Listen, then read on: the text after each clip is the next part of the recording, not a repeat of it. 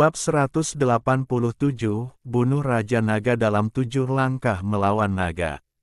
Raja Naga Singa setenang dan menakutkan seperti gunung, menatap dingin ke arah naga kecil yang keras kepala itu. Naga kecil yang keras kepala itu juga memandang Raja Naga Emas sejenak. Mereka semua telah saling mengenali. Aura dan semangat juang itu tidak akan pernah berubah dan unik untuk setiap Raja Naga. Tidak ada bahasa naga, dan tidak ada raungan yang memekakkan telinga. Mereka setenang dua pendekar pedang yang tiada taraf, diam-diam menilai lawan mereka. Tidak ada keraguan bahwa Raja Naga Emas, yang awalnya tenang di sumur kuno, memiliki gelombang kegembiraan di matanya setelah mengenali naga kecil yang keras kepala itu. Lailong kecil yang dulunya lebih lemah dari naga biasa di Pulau Naga berubah dan disublimasikan, dan memasuki dunia lebih cepat dari itu. Naga kecil yang keras kepala itu bergerak, menunggu gelombang lawan. Tubuh perak itu membuat lintasan yang anggun dan bergegas menuju Raja Naga Emas. Raja Naga Singa setenang gunung es. Dia melompat dalam sekejap dan bergegas maju tanpa ragu-ragu. Dia bergegas menuju naga kecil yang keras kepala itu. Cahaya ilahi keemasan menerangi panggung pertarungan binatang dengan terang. Tubuh naga keras kepala kecil desir tiba-tiba berubah arah di udara, sepenuhnya pada sudut yang dibiaskan, dan kemudian ekor naga leluhur itu dicambuk ke belakang. Suara gertakan yang tajam menyebar ke seluruh tempat, dan naga kecil yang keras kepala itu mendarat dengan mulus di tanah. Kepala naga emas ditampar dengan keras, dan tubuhnya berguling di udara, terbalik, dan kemudian mendarat di tanah. Luka mengerikan muncul di sisi wajah Raja Naga Singa, kulitnya terkoyak, dan lebih dari selusin sisik naga emas di lehernya rontok. Darah mengalir keluar, dan warna merah cerah sebenarnya memiliki sedikit tanda emas. Semua orang yang menyaksikan pertempuran itu terdiam. Para ahli senior dengan hati-hati menikmati detail pergerakan kedua Raja Naga. Mereka sangat menyadari sifat luar biasa dari ras ini. Meskipun Raja Naga masih muda, dia pasti mewarisi teknik rahasia yang tidak diketahui orang luar. Semua orang di generasi muda bertanya-tanya, jika itu mereka, apakah mereka bisa lolos dari ayunan ekor naga tadi? Jawabannya ternyata tidak. Tanpa pengembangan alam Tibet, sepertinya sulit untuk melarikan diri dari kecepatan secepat itu sekarang. Suasana di panggung pertarungan sangat sunyi. Raja Naga Emas sepertinya tidak menyadari luka mengerikan di tubuhnya. Dia masih memandangi naga kecil yang keras kepala itu dengan tatapan yang sangat dingin. Namun, cahaya keemasan yang dipancarkannya semakin kuat, dan ia bersiap untuk melancarkan pukulan yang mengerikan. Naga kecil yang keras kepala itu sangat tenang, tanpa perubahan suasana hati, dan memandang Raja Naga Singa dengan tenang. Kedua Raja Naga itu mengambil tindakan pada saat yang bersamaan. Raja Naga Emas menerkam ke depan dan menancapkan cakar kanannya dengan kuat ke dada naga kecil yang keras kepala itu. Cakar kirinya sedikit melengkung, seolah dia sedang berjaga dan siap menyerang dengan guntur kapan saja. Dapat dikatakan bersifat ofensif dan defensif. Pada saat yang sama, ia telah membuka mulutnya, memperlihatkan gigi naganya yang sangat tajam, menggigit leher naga kecil yang keras kepala itu dengan kejam, dan tanduk naga leluhur di kepalanya sudah bersinar dengan cahaya keemasan, seolah hendak menyerang, tapi juga sepertinya sedang melakukan sesuatu. Saya harus mengatakan bahwa Raja Naga Emas bersifat defensif dan ofensif, sangat canggih, seperti seorang master yang telah mengalami ratusan pertempuran, dan itu luar biasa. Naga kecil yang keras kepala itu telah berlari ke depan. Sebagai tanggapan, ia berbalik ke samping dan bergegas melewatinya. Kemudian ia mengayunkan tubuh naganya dengan keras dan menabrak Raja Naga Emas. Pendekatannya juga sangat tepat, menghindari semua ujung tajam dan menyerang musuh yang tidak siap. Tubuh kedua Raja Naga itu bertabrakan dengan keras, lalu masing-masing berguling ke samping, hampir dalam sekejap, mereka melompat di saat yang sama, dan mereka saling berhadapan lagi. Aum! Kedua Raja Naga itu meraung untuk pertama kalinya. Suaranya benar-benar memekakkan telinga. Tirai cahaya yang disangga oleh 50 prajurit supernatural pecah. Raungan naga mencapai tingkat ke-9 telinga semua orang, dan hampir separuh orang di tempat itu pingsan. Seorang master buru-buru muncul, menyegel platform pertarungan dengan keterampilan spiritual, dan memasang kembali tirai tipis. Pada saat ini, kedua Raja Naga telah bergegas bersama dan bertarung dengan sengit. Tapi kecepatannya terlalu cepat, dan semua orang tidak bisa lagi melihat gerakan mereka dengan jelas. Mereka hanya melihat cahaya keemasan dan cahaya perak saling terkait, dan kedua Raja Naga itu terus-menerus mengaum di platform pertarungan binatang buas. Dari waktu ke waktu, darah muncrat. Itulah darah Raja Naga. Suasana hati Xiao Chen berfluktuasi dengan bergulirnya dua Raja Naga. Dengan tingkat kultivasinya, dia dapat dengan jelas melihat pertempuran sengit antara dua Raja Naga. Naga kecil yang keras kepala itu telah dipukuli dengan keras, dan lehernya dibuka oleh Raja Naga Emas tanduk naga leluhur. Ada luka besar, dan sisa tulangnya terlihat samar-samar, dan lukanya sangat serius. Tapi pertarungan naga kecil yang keras kepala itu terus berlanjut, dan serangannya menjadi lebih sengit. Cahaya perak menyelimutinya, dan ia menunjukkan keterampilan tempur kuno yang luar biasa. Kekuatannya tidak sebaik Raja Naga Emas, jadi ia hanya bisa menang keterampilan. Raja Naga Emas juga mengetahui beberapa keterampilan bertarung naga kuno, tetapi itu jelas tidak lengkap. Namun, kekuatan tiraninya tidak sebanding dengan naga kecil yang keras kepala hanya sedikit di atas 1 meter, yang merupakan kekurangan bawaan. Aum! Raja Naga Emas melepaskan kekuatannya yang ganas, dan tanduk naga leluhur menembakkan dua cahaya emas yang menyilaukan, menenggelamkan naga kecil yang keras kepala itu dalam sekejap. Naga kecil yang keras kepala itu mengambil langkah yang luar biasa. Pada saat kritis dalam hidup dan mati, ia lolos dari gulungan cahaya keemasan kematian. Dengan suara, seberkas cahaya perak muncul di telapak kakinya. Pola-pola kuno menjulang, seolah-olah mereka telah menembus batasan waktu, dan keajaiban kuno muncul, gelombang pola naga muncul di sekitar keempat kaki naga kecil yang keras kepala itu, dan suara kehancuran terus terdengar kemanapun ia lewat. Sesuatu yang tidak terduga terjadi, dan lautan cahaya seperti bintang muncul di bawah kaki naga keras kepala kecil. Lintasan pergerakan kuasnya luar biasa, dan kecepatannya tidak terbayangkan. Dalam sekejap, dia bergegas ke sisi kiri Raja Naga Emas, dan tanduk naga leluhur perak menembus sisi kanan perutnya, dan darah muncrat. Kemudian naga kecil yang keras kepala itu terbang kembali. Raja Naga Emas meraung, memutar tubuhnya, dan menembakkan dua sinar cahaya keemasan dari matanya, lalu cahaya indah menyelimutinya, dan dalam sekejap ia lepas landas dan terbang. Secepat cahaya, kekuatan tempur Raja Naga Singa meningkat pesat, meninggalkan bayangan di udara, menyerang naga kecil yang keras kepala di tanah, dan tanduk naga leluhur terus memancarkan cahaya keemasan. Cahaya keemasan yang menyilaukan tiba-tiba menenggelamkan seluruh platform pertarungan binatang buas itu.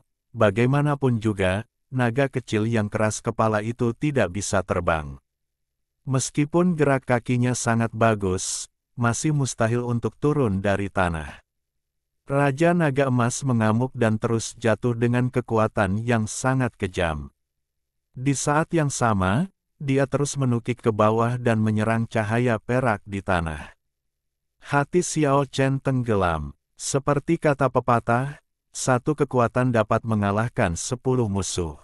Raja Naga Emas cukup kuat. Ia dapat menekan naga yang keras kepala dengan kekuatan kasarnya. Apakah mahir dalam sihir naga yang paling menakutkan? Gelombang besar energi kekerasan melonjak, dan cahaya keemasan yang terang membuat seseorang sulit untuk membuka mata. Tirai cahaya yang dipasang oleh prajurit supernatural itu bergetar dan hampir runtuh. Cahaya keemasan sekali lagi menenggelamkan naga kecil yang keras kepala itu dan membuatnya terbang. Naga kecil yang keras kepala itu berlumuran darah. Cahaya perak itu sepertinya telah meredup. Kulit dan dagingnya pecah-pecah, sisik naga itu jatuh ke tanah, dan darah diwarnai merah. Semua orang di luar venue menahan napas. Di ruang VIP, Xiao Chen khawatir dan merasa sedikit terhambat. Dua pancaran cahaya menakutkan keluar dari mata dingin Raja Naga Emas. Niat membunuhnya tidak disamarkan, dan dia berubah menjadi cahaya keemasan dan bergegas mendekat.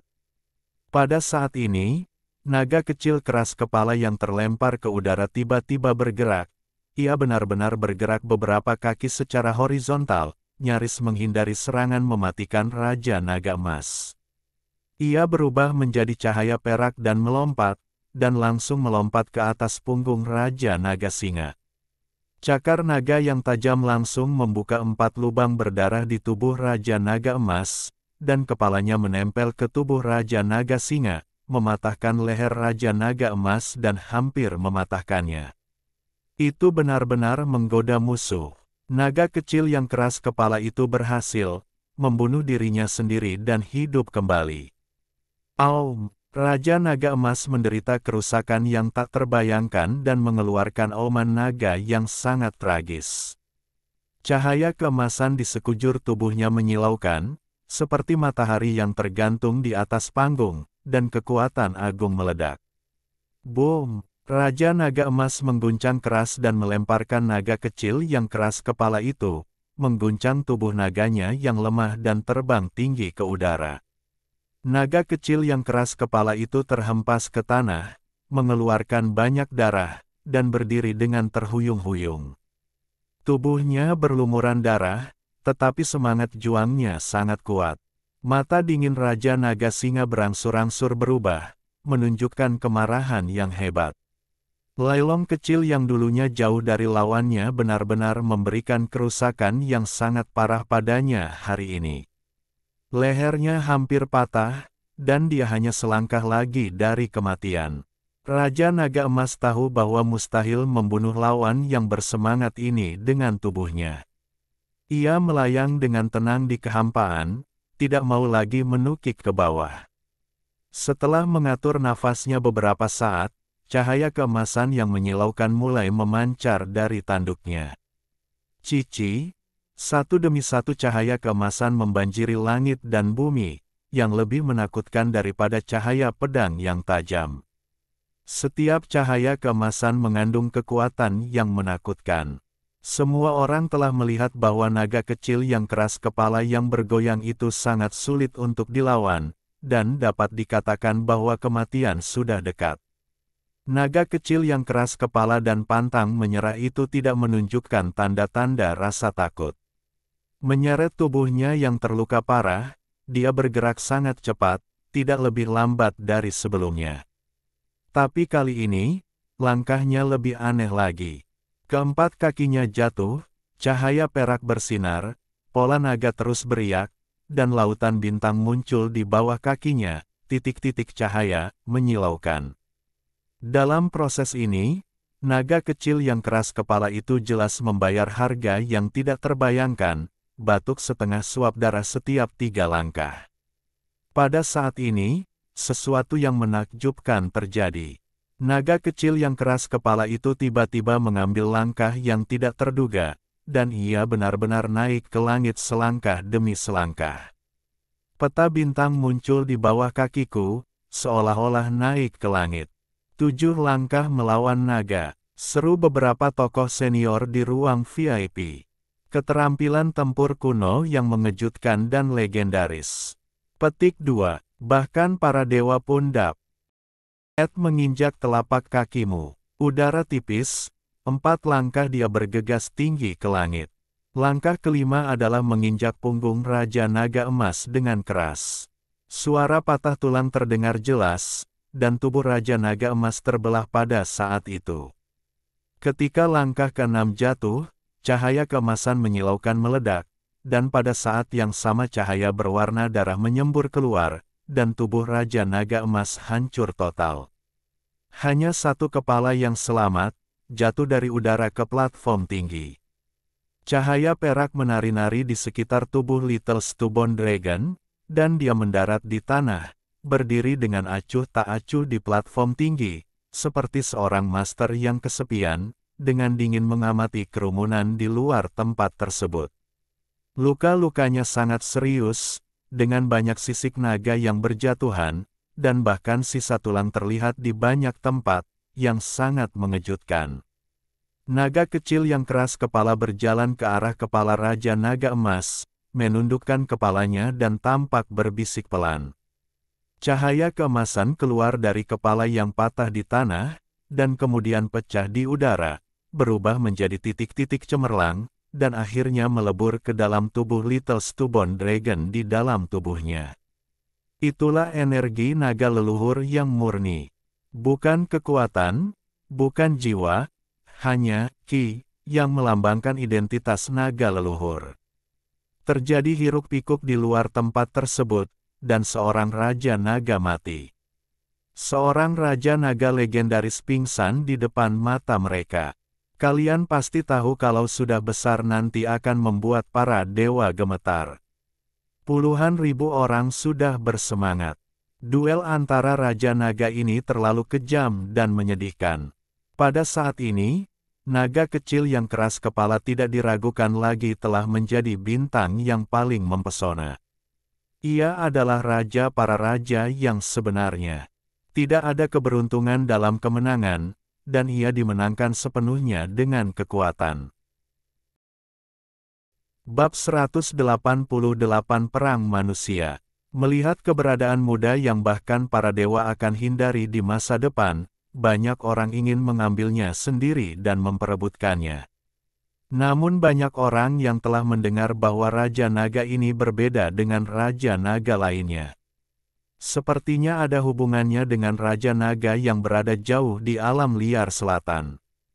Diam-diam mengamati segala arah, naga kecil yang keras kepala itu memiliki sedikit kesedihan di matanya selain kesepian. Sudah takdir mereka untuk membunuh saudara-saudari mereka dan menginjak mayat Raja Naga lainnya. Hanya yang terkuat yang bisa bertahan. Jika tidak, satu-satunya pilihan adalah mundur dan menjauh dari jalur Raja Naga, apalagi bermimpi menjadi naga leluhur. Pada saat ini, hanya Xiao Chen yang bisa memahami kesedihan naga kecil yang keras kepala itu. Ia harus menempuh jalan yang begitu kejam tanpa ragu-ragu. Bukan untuk dirinya sendiri, tapi untuk seluruh klan naga. Klan naga membutuhkan naga leluhur yang nyata dan perlu mengangkat segelnya. Setiap Raja Naga kecil memikul misi ini. Bahkan jika hanya satu yang bertahan pada akhirnya, yang mati lainnya tidak akan menyesal. Xiao Chen tahu bahwa jika Raja Naga Biru di keluarganya benar-benar mendapatkan kembali kewarasannya, dia akan menjadi lawan berikutnya dari naga kecil yang keras kepala itu. Mereka akan bertarung satu sama lain di kondisi puncaknya, bertarung sampai mati, dan membunuh saudara dan saudari ras yang sama. Serap roh naga leluhur itu. Tanpa penundaan, Xiao Chen segera keluar dari ruang VIP untuk menemui naga kecil yang keras kepala itu, berharap untuk membawanya pulang sesegera mungkin. Selamat, selamat, naga kecil yang keras kepala itu memenangkan pertempuran pertama. Fatih Zuge muncul dengan senyuman lucu. Jangan bicarakan ini. Aku memintamu untuk membeli esensi langit dan bumi yang sangat indah. Mengapa kamu tidak mendapatkannya setelah sekian lama? Aku membutuhkannya untuk menyelamatkan naga kecil yang keras kepala itu sekarang. Ketika dia menyebutkan ini, dan berkata, kalau begitu, orang tua itu sangat Filistin. Ketika dia mengetahui bahwa saya ingin membeli platform teratai tingkat 9, harganya naik dari 280.000 koin emas menjadi 380.000 sekarang. Terlebih lagi, dia mengira saya adalah dimanfaatkan. Price, kamu ingin membunuh kami. Sialan, kata-kataku dengan mereka hampir habis akhir-akhir ini. Para pengusaha ini benar-benar bukan apa-apa. Kamu harus memikirkan cara secepat mungkin. Setelah mengatakan ini, Xiao Chen berlari langsung ke belakang panggung, mengambil naga kecil keras kepala yang berlumuran darah dan pergi. Saat dia pergi, dia mendengar kutukan marah dan marah dari seorang pria, "Saya ingin membunuh naga perak itu, saya ingin membunuh anak itu. Kompensasi kepada Raja Naga Emas saya, Raja Naga yang menemani saya, bagaimana saya harus meminta maaf kepada orang-orang itu?" Penjelasan orang tua itu, Xiao Chen tidak berniat memperhatikan orang ini. Dia tidak punya waktu atau suasana hati sekarang, jadi dia melompat ke langit dengan naga kecil yang keras kepala yang terluka parah di pelukannya, dan segera kembali ke rumah. Setelah mengguncang Keke yang sedang tidur nyenyak, ia segera meminjam pohon keramat berwarna-warni dari benda kecil itu. Xiao Chen berkomunikasi dengan pohon itu berulang kali hingga 1 jam kemudian ia akhirnya menjalin hubungan yang alami dan harmonis dengannya. Pohon suci itu bersinar dengan cahaya 7 warna, dan kemudian dipindahkan ke tubuh naga kecil yang keras kepala itu. Sinar cahaya 7 warna itu bersinar, dan pohon suci itu perlahan menghilang ke dalam tubuh naga kecil yang keras kepala itu dan mulai merawat luka-lukanya. Pada titik ini, Xiao Chen menghela nafas lega. Tidak lama kemudian, Fatih Zuge datang dan memberitahu Annihilation sang bajingan itu bahwa dia telah menaikkan harga. Dia tidak akan menjualnya dengan harga kurang dari 400.000 koin emas.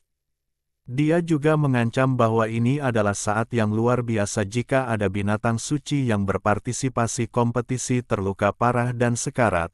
Esensi spiritual langit dan bumi yang tak tertandingi akan dijual. Itulah kehidupan kedua, kehidupan ketiga, kehidupan keempat.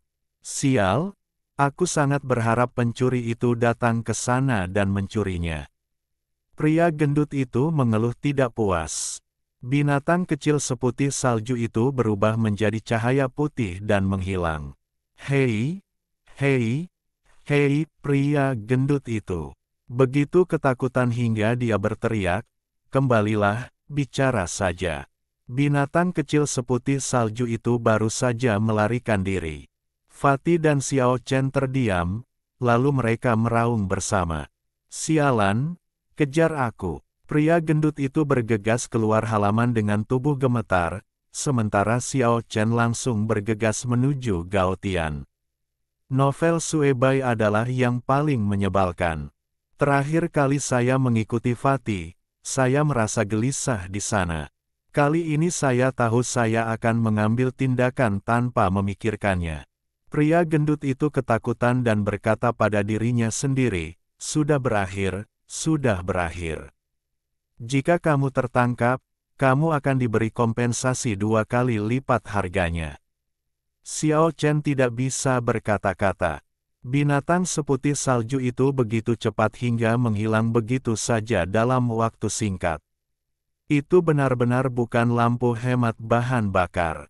Ia ingin mengejarnya, namun ternyata hal itu tidak mungkin, karena seseorang justru membanting pintu dengan agresif dan hampir menjatuhkan pria gendut yang berlari keluar. Ini dia, hancurkan sekuat tenaga, gali 3 kaki ke dalam tanah untuk menemukan naga perak itu, dan bayar nyawa Raja Naga Emas. Mendobrak pintu hingga terbuka, dan membunuh pria gendut itu dengan 1 pukulan. Dia menangkapnya dan menamparkan mulutnya sebanyak 5 atau 6 kali. Pemukulan tersebut membuat pria gendut itu menutupi kepalanya dan berbalik, hampir jatuh ke tanah. "Bocah kecil, apakah kamu tinggal di sini? Aku akan meniduri paman keduamu." Jika kamu berani memukul Fatih, tahukah kamu siapa aku? Lepaskan cakar anjingmu. Tidak berhubungan langsung dengan keluarga Suge, karena dengan kemampuannya yang luar biasa, tidak ada yang berani meremehkannya, apalagi menderita kerugian sebesar itu. Orang yang kamu cari adalah aku, lepaskan dia. Xiao Chen melebarkan sayap abadinya dan mendarat di tanah dalam sekejap. Dia merasa jijik sebanyak yang dia inginkan. Gaya pria parubaya ini terlalu tidak tahu malu. Dia bukanlah anak remaja yang sembrono dan cuek. Dia sudah berusia 40-an, tapi dia masih bertingkah seperti ini sulit untuk bersemangat tentang dia. Oke, itu kamu. Aku masih ingat penampilanmu ketika aku pergi. Pria parubaya itu tersenyum galak, melepaskan pria gendut itu dan melangkah mendekat, berkata, "Bocah cilik, kamu membuatku tidak mungkin menjelaskannya kepada mereka, abadi tua. Berikan saja padaku naga perak itu. Kamu tidak tahu malu, karena kamu datang untuk berpartisipasi dalam kompetisi pertarungan binatang, kamu harus tahu aturannya. Kamu bertanggung jawab atas hidup dan mati di atas ring memalukan bagimu untuk datang kepadaku setelah itu. Xiao Chen tidak sabar untuk bertemu denganmu. Tampar orang ini sampai mati. Aku belum pernah melihat orang yang begitu tidak tahu malu. Aku ingin membunuh naga perak itu, atau kamu sendiri yang membunuhnya di depanku." Senyuman pria parubaya itu seram dan dingin. Ingin membunuh naga kecil yang keras kepala itu. Kamu menyebabkan bencana bagi orang-orang di belakangmu. Jika kamu ingin membunuhnya, pertama-tama pergilah ke bagian terdalam dari hutan belantara selatan dan tanyakan keberadaan itu apakah dia setuju. Orang ini pergi. Siapa yang kamu gertak? Apa yang bisa ditemukan di bagian terdalam dari hutan belantara selatan, selain binatang buas? Apakah kamu ingin aku bertanya tentang binatang buas itu? Kamu baru saja tiba di hutan belantara selatan belum lama ini. Baru saja tiba kemarin lusa, dan kamu telah melakukan perjalanan ribuan mil.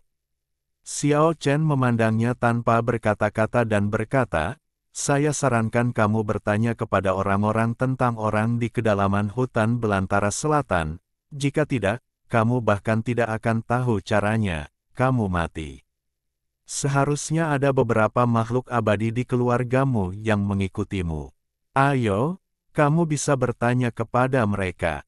Petik 2. Aku sedang menunggu untuk membawa naga perak untuk bertarung dengan yang abadi. Pria parubaya itu berkata dengan senyum kejam, "Mengapa kamu tidak membantuku? Berikan aku Raja Naga, lalu bunuh diri." Aku pernah melihat orang yang tidak tahu malu, tapi aku belum pernah melihatmu begitu tidak tahu malu. Aku pernah melihat orang bodoh, tapi aku belum pernah melihatmu begitu tercengang. Xiao Chen hampir menertawakannya. Pria ini benar-benar kacau dalam perilakunya. Xiao Chen ingin menangkapnya dan menamparnya. Namun sebelum Xiao Chen sempat menamparnya, tamparan keras lawan sudah terlanjur ditampar ke arahnya. Jika ia benar-benar dipukul, separuh kepala Xiao Chen akan busuk. Xiao Chen terbang terbalik dan mendarat di tanah seringan daun yang jatuh. "Shiso." Pria parubaya itu mengerutkan kening dan berkata, "Masih muda."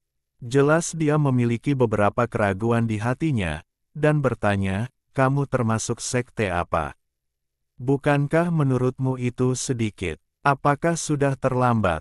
Karena kamu tahu bahwa aku ditemani oleh Raja Naga, kamu seharusnya menanyakan pertanyaan ini sebelumnya." "Hah? Apa hebatnya memiliki Raja Naga? Naga kita raja baru saja dicuri dariku." Wajah pria parubaya itu menjadi gelap dan dia menatap Xiao Chen. Berkata, "Meskipun kamu dilahirkan dengan sayap langit abadi, Suan Gongmu sama sekali bukan dari garis keturunan sekte abadi. Anda memiliki energi pedang dan energi pedang. Anda tidak bisa berasal dari silsilah dugu karena Anda tidak membawa pedang besi di punggung Anda. Di hutan belantara selatan ini, Hanya dua hal ini yang saya anggap tabu, tetapi Sekte Abadi memilikinya dendam lama pada kami. Meskipun saya dapat menebak bahwa Anda terkait dengan Sekte Abadi, saya tidak ragu untuk mengambil tindakan. Pria parubaya itu bergegas mendekat dan menggunakan kekuatan telapak tangannya. Keganasannya mencengangkan, dan vitalitas yang melonjak membuat ruang bergejolak, dan lapangan langsung menyelimuti Xiao Chen, mencoba memenjarakan sosoknya. Xiao Chen tidak menyentuhnya secara langsung, dan terbang ke langit dengan sayap abadinya. Dia diam-diam berkonsentrasi untuk merasakan dua senjata pembunuh di tangannya. Setelah beberapa hari penjelajahan, dia menemukan bahwa meskipun dia tidak bisa mengendalikan segel besi hitam dan tombak emas, dia kadang-kadang bisa mengubah telapak tangannya menjadi senjata ganas. Nak, turunlah ke sini. Jika tidak, aku akan masuk dan membunuh naga perak itu. Pria parubaya itu berdiri di tanah dan berteriak. Dia tidak bisa merasakan sedikitpun nafas dari Golden Divine Halberd, tapi segel besi hitam di tangan kirinya bergetar 2 kali, dan cahaya hitam menyelimuti tangan kirinya. Xiao Chen bergegas tanpa berpikir. Karena waktu terbatas, kelompok cahaya hitam hanya bisa bertahan sesaat. Melihat Xiao Chen menukik, pria parubaya itu mengangkat telapak tangannya dan menyerang ke atas. Cahaya hitam bersinar, dan telapak tangan kiri Xiao Chen tampak membesar beberapa kali. Tangan besar berwarna gelap membawa angin bersiul, langsung menghantam ladang pria parubaya itu, dan kemudian memukul keras tangan yang hendak menyerang palem. Retak! Ah!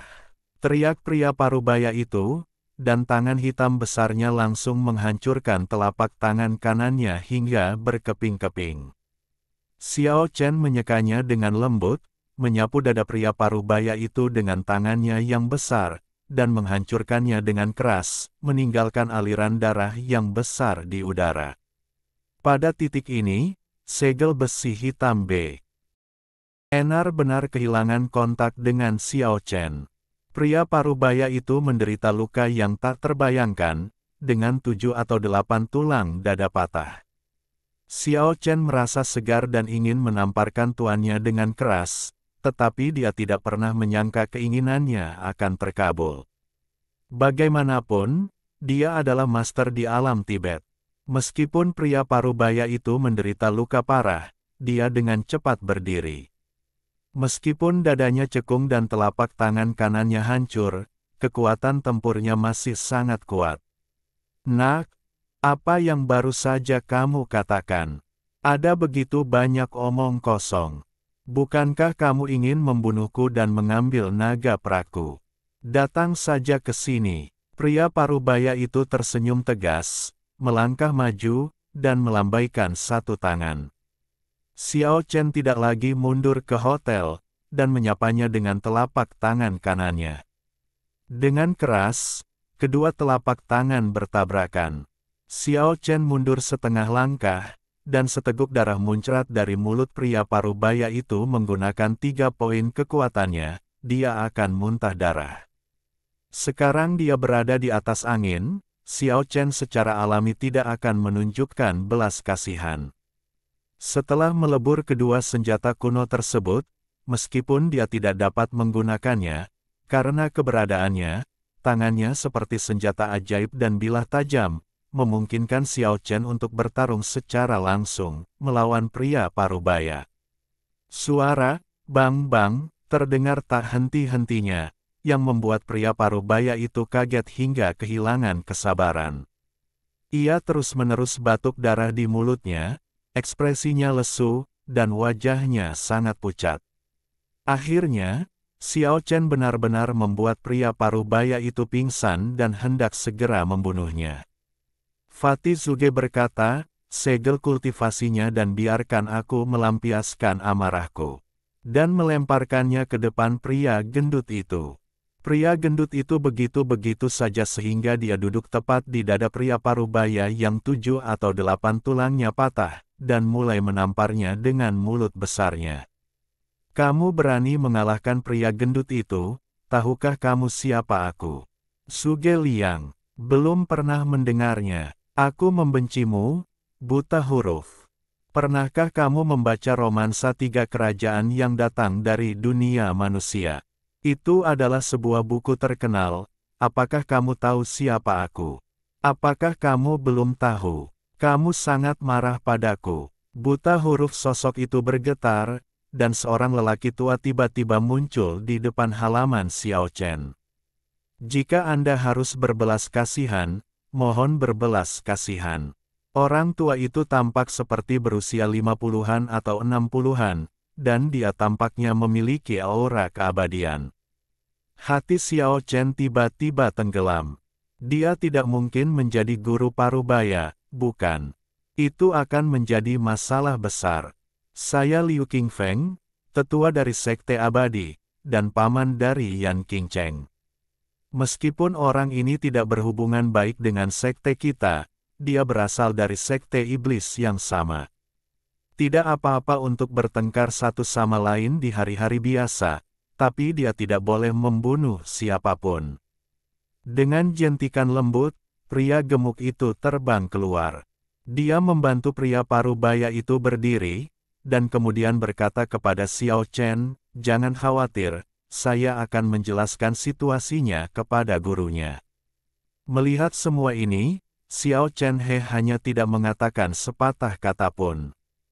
Ketika lelaki tua itu hendak menghilang, Fatih Zuge berteriak, "Sekte Abadi berhutang istri pada Xiao Chen." Sosok lelaki tua itu miring ke satu sisi dan hampir terjatuh. Xiao Chen mengangguk dan berkata pada dirinya sendiri, "Itu benar. Hari ini aku akan mengunjungi cabang Sekte Abadi di kota Kaisar." Pada saat ini, cahaya putih menyala, dan Keke muncul dengan kepala dimiringkan, dan melesat ke atas punggung bukit rumah.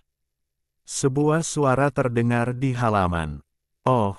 Fatih berseru, "Ini, itu."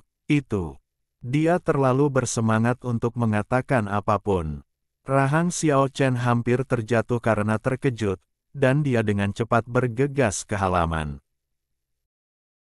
Bab 189 Platform teratai 9 tingkat. Bergegas masuk ke dalam rumah, Fatih sangat ketakutan hingga hampir pingsan. Xiao Chen juga membuka mulutnya karena terkejut. Binatang kecil seputih salju itu begitu berlebihan sehingga dia benar-benar membawa tas besar di punggungnya. Di dalamnya, matahari bersinar terang dan ada ribuan warna keberuntungan. Kantong-kantong itu membengkak dan berisi harta surga dan bumi yang tak terhitung jumlahnya. Tas besar itu jauh lebih tinggi dari Keke. Dibandingkan dengan binatang kecil yang panjangnya hampir 1 kaki ini, tas besar sepanjang 1,5 meter itu terlalu berlebihan. Kantongnya telah dibuka, dan binatang kecil seputih salju itu sangat mabuk. Ia berguling-guling dengan gembira di dalam, dan matanya yang besar menyipit menjadi bentuk bulan sabit sambil tersenyum. Pria gendut itu sangat gugup hingga dia hampir duduk di tanah dan tergagap. "Sudah berakhir, sudah berakhir." Aula masakan spiritual Wastelen Selatan disita, dan Keke menyita semua esensi spiritual di aula kelas 1 mereka.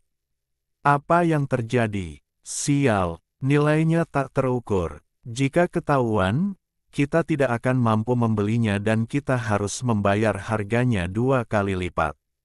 Xiao Chen juga merasa pusing. Pencurian itu banyak materi surgawi dan harta duniawi pasti akan menimbulkan sensasi di kota Tiandi, tidak mungkin untuk menjadi damai dan baik hati. Mata besar Keke yang cerah berputar, lalu dia melompat dan berdiri di antara Xiao Chen dan Big Bak.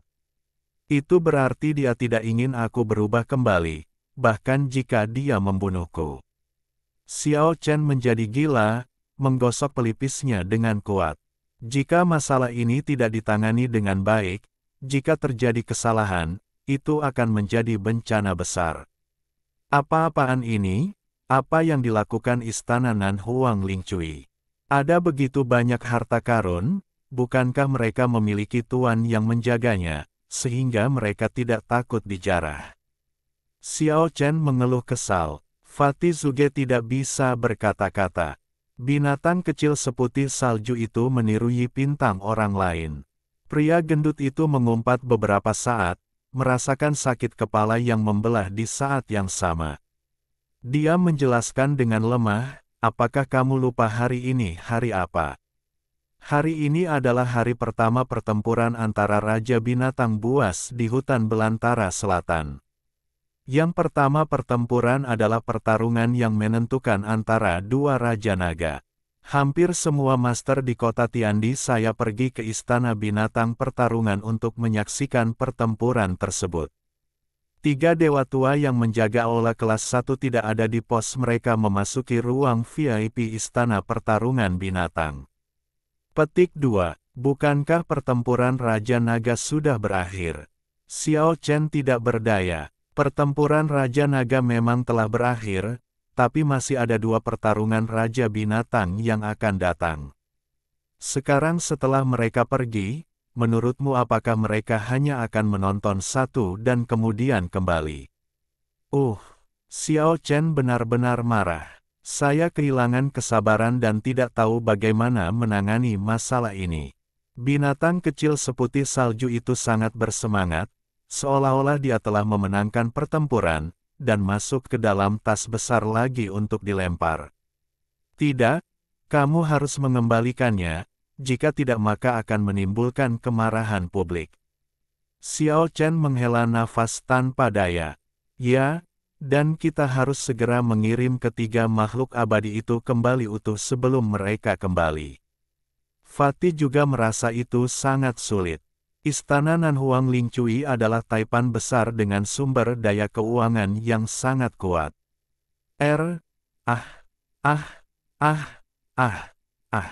Binatang kecil seputih salju itu tidak senang. Ia menjulurkan kepalanya keluar dari saku besarnya dan bergumam dengan marah, seolah mengatakan bahwa ini adalah hasil dari usahanya yang keras bekerja dan bertekad untuk tidak mengirimkannya kembali. Pria gendut itu tidak bisa berkata-kata. Apakah ini termasuk penghasilan dari kerja keras Anda? Langsung saja tinggal di Istana Lingcui. Tidak, kamu harus mengembalikannya. Jika tidak, konsekuensinya akan sangat serius, dan kita akan berada dalam bencana. Xiao Chen harus bersabar dan berkomunikasi dengan hal kecil itu. Setelah segala macam penjelasan dan janji, binatang kecil seputih salju itu mengerucutkan bibirnya dan mengangguk dengan enggan. Tentu saja, tidak mungkin untuk mengirimnya kembali sepenuhnya. Tanaman teratai kelas 9 secara alami disita, binatang putih diambil darinya. Keluarkan sebungkus kecil produk bagus dan simpan untuk upacara pemukulan gigi. Ada kilatan cahaya putih, dan Keke menghilang dengan tas besar di tangannya. Penantiannya penuh dengan kecemasan. Setengah jam berlalu tanpa melihat binatang kecil itu kembali. Akhirnya, Xiao Chen langsung terbang ke langit, bersiap untuk pergi ke Istana Lingcui hutan belantara selatan untuk bertarung penting. Binatang kecil itu tidak boleh melakukan kesalahan apapun. Namun pada saat ini, Keke kembali dengan perut buncit, bersendawa, dan sesekali menoleh ke belakang dengan nostalgia. Pingsan, Anda tidak perlu memikirkannya untuk mengetahui bahwa setelah mengembalikan barang tersebut, ia akan berpesta di tempat orang lain, dan pasti tidak akan ada kelaparan spiritual dalam jangka pendek. Oke, akhirnya aku mengembalikannya. Pria gendut itu menghela nafas lega. Meskipun dia meninggalkan platform teratai kelas 9, itu hanyalah salah satu dari banyak esensi spiritual langit dan bumi, sudah ada 2 di backlog. Sudah 3 tahun tidak terjual. Harga biayanya hanya beberapa ratus ribu koin emas. Baru pada pembukaan kompetisi pertarungan binatang baru-baru ini mereka mulai menaikkan harga secara gila-gilaan lebih baik daripada seluruh aula kelas 1 digeledah. Aula Nanhuang Lingcui memiliki beberapa tokoh harta karun termasuk Yipintang, Tian Caixuan dan Paviliun di Bao, yang semuanya memiliki esensi spiritual terbaik.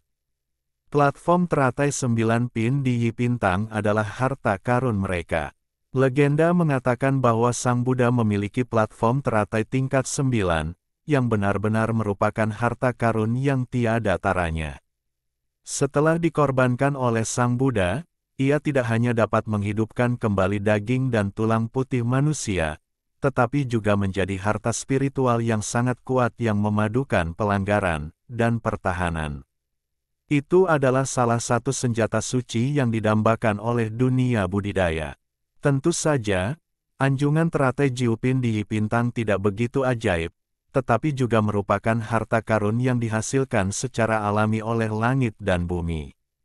Ada titik-titik cahaya giok, dan seluruh tubuhnya sebening batu giok, bisa sebesar baskom, menjadi hangat dan bersinar seperti batu giok hangat.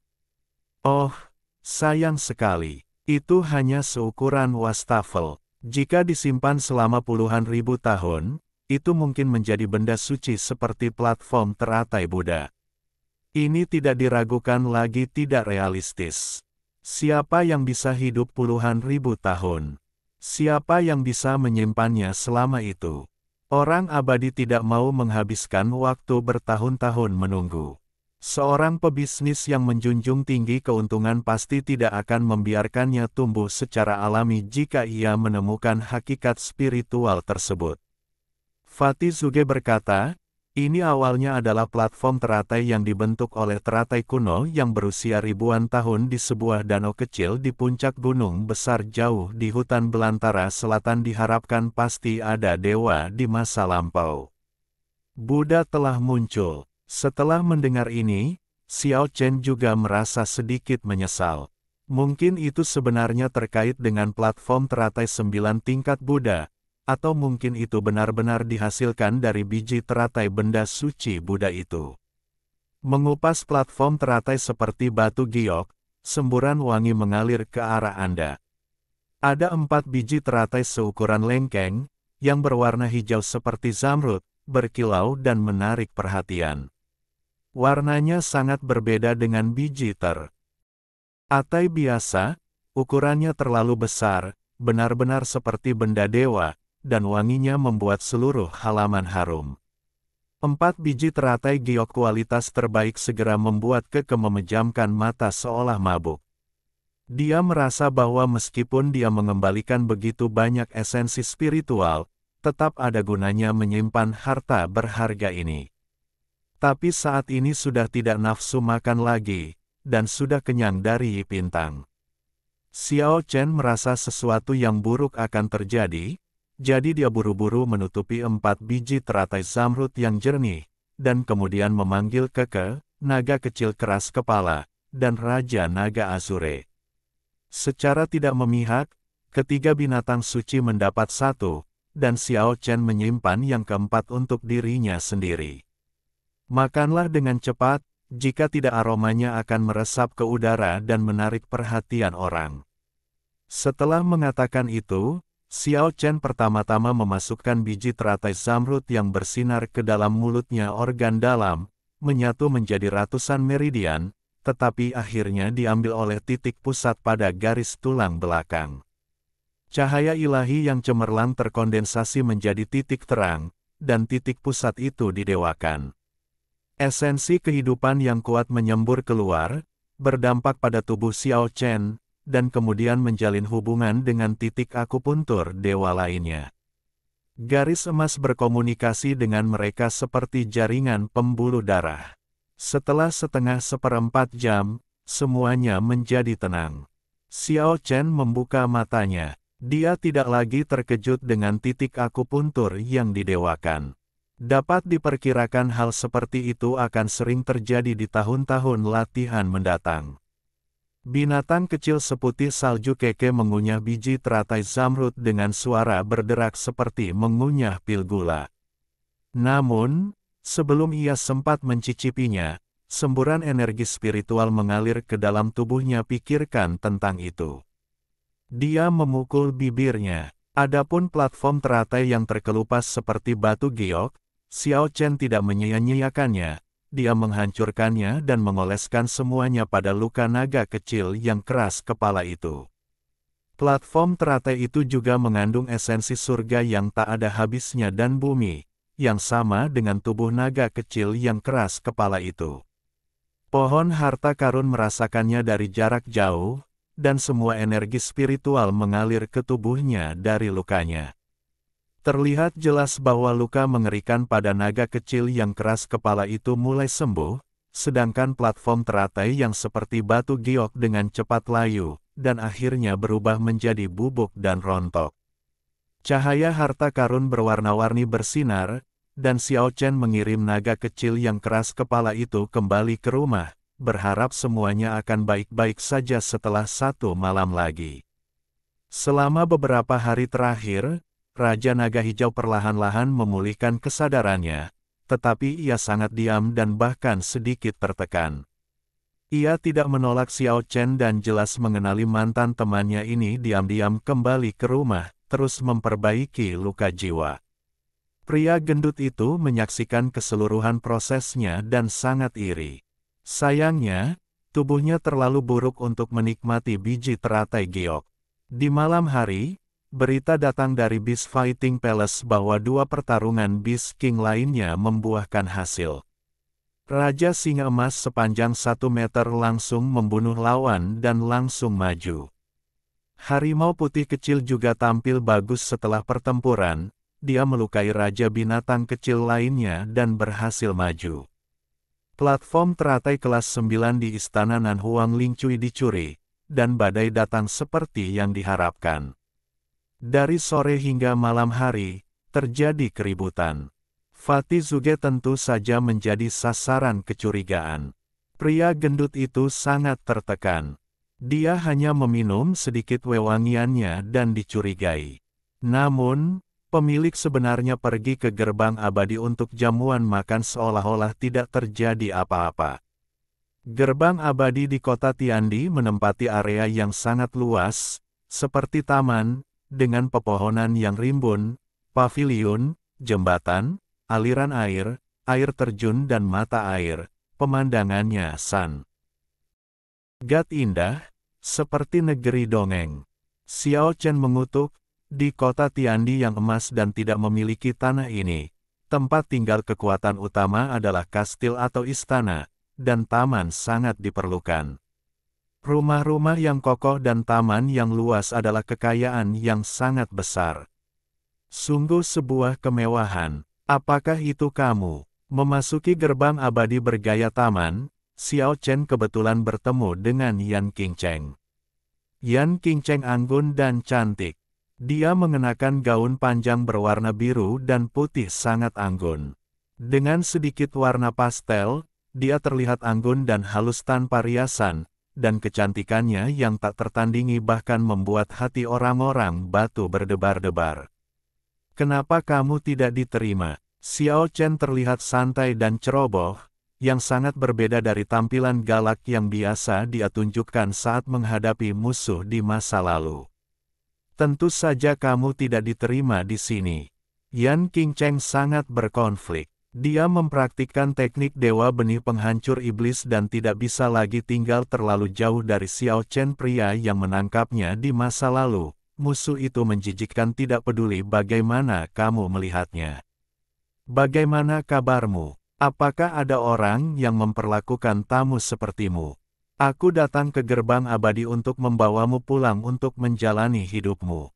Kamu, wajah Yan Qingcheng memerah karena marah, dan dia menatap Xiao penampilan Chen yang malas, ingin menamparkan wajahnya, tetapi dia harus menahan diri, mendengus pelan, dan berkata, melamunlah sendiri. Xiao Chen memperlihatkan sayap abadinya dan muncul di belakang Yan Qingcheng lagi. Tanpa berkata apa-apa, dia hanya mengikutinya sepanjang jalan. Mengapa kamu mengikutiku? Mengapa aku tidak bisa mengikutimu? Nada yang benar-benar acuh tak acuh membuat Yan Qingcheng sangat marah, tapi juga semua orang sangat memujinya sehingga mereka tidak berani melawan keinginannya. Tapi pria ini sangat lancang, sungguh keji. Xiao Chen, kamu. Yan Qingcheng menggigit bibir bawah merahnya dengan gigi peraknya dan berkata dengan marah, jika kamu ingin menemukan yang lebih tua, pergilah dengan cepat. Jika kamu terus berjuang denganku, jangan salahkan aku karena memanggil seseorang. Mengapa aku merasa seperti ini? Adegan antara wanita cantik dan pengganggu. Bukankah kamu seorang pengganggu? Yan Qingcheng seringan kupu-kupu, terbang dengan anggun ke langit, memikirkan tentang terbang jauh ke dalam taman. Maksudmu aku seorang pengganggu, maka itu adalah fait accompli, atau aku selalu merasa telah dianiaya olehmu?